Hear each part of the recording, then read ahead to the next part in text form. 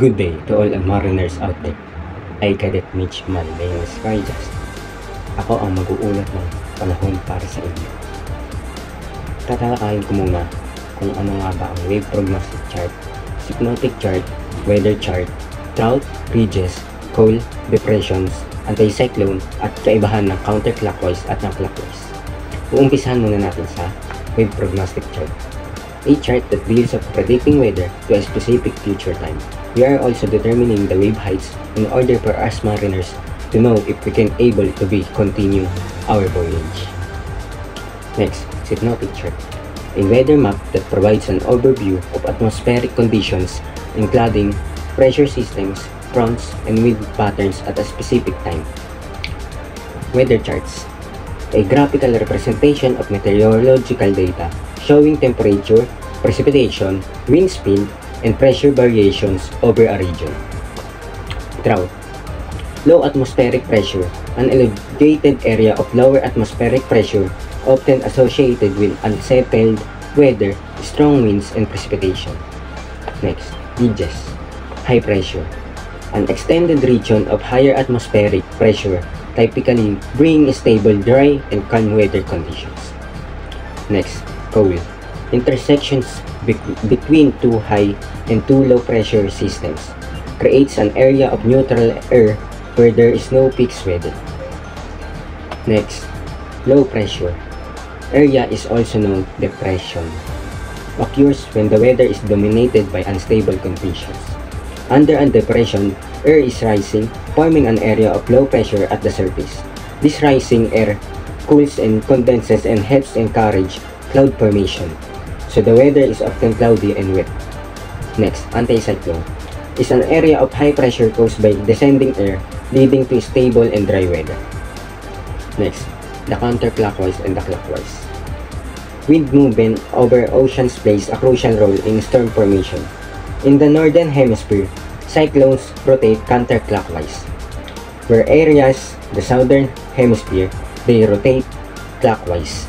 Strong winds and typhoons can displace ocean water, leading to storm surges, so dangerous waves that can inundate coastal areas.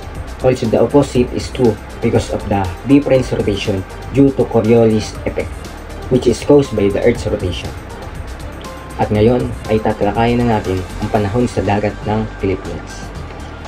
Makikita nyo, yung mga clouds cover niya ay may white areas kung saan indicated nito ang makapal na ulap na associated siya sa storms or heavy rainfall.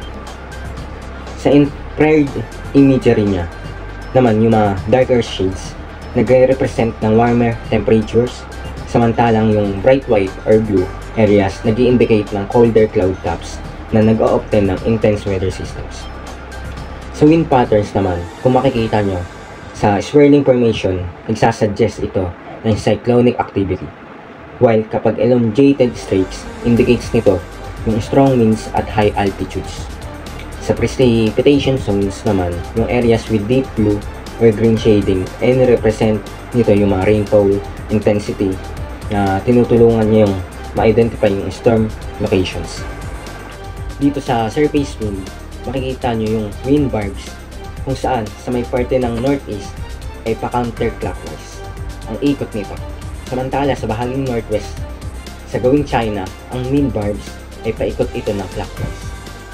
Ang mga hangin na ito ay may bilis na hangin na maabot ng 5 knots hanggang 35 knots na umiikot sila pa-clockwise. Kung kaya't sa bahaging ng clockwise ay baka may mabuong high pressure at sa bahaging ito na pa-counterclockwise ay posibleng magkaroon ng low pressure area dahil sa direksyon ng hangin. Dito, makikita nyo sa bahaging China ay may nabubuong high pressure area dahil may 1060 millibars dito.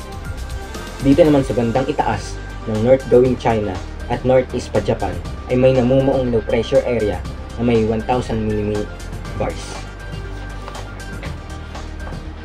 Sa bahagi naman ng east ay may nabubuong high pressure area na mayroong 1018 millibars. Sa bahaging northwest naman ay may nabubuong low pressure area na may 10,004 millibars. At sa babang bahagi naman sa southeast ay may nabubuong low pressure na may 10,008 millibars. Dito makikita nyo na sa bahaging ito ay may nabubuong coil dahil nagka-intersect ang dalawang low at high pressure area. Ganun din sa bahaging ito.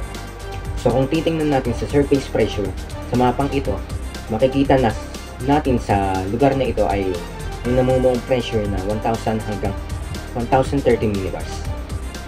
Kaya ang mga lugar na may low pressure area ay kalimitang nakakaranas ng malalakas na hangin at malalakas na ulan. Samantalang ang high pressure area ay kalimitan namang nakakaranas ng katamtamang hangin at bahagyang pag-ulan. Kaya kung titingnan natin sa ating surface wind, ay mayroon tayong mga hangin na umaabot sa 5 hanggang 35 knots. So ano nga ba ang nagagawa ng hangin sa kondisyon ng dagat? Kapag ang tubig ay nahangin na ng malakas na hangin, naglilikha ito ng malakas na alon.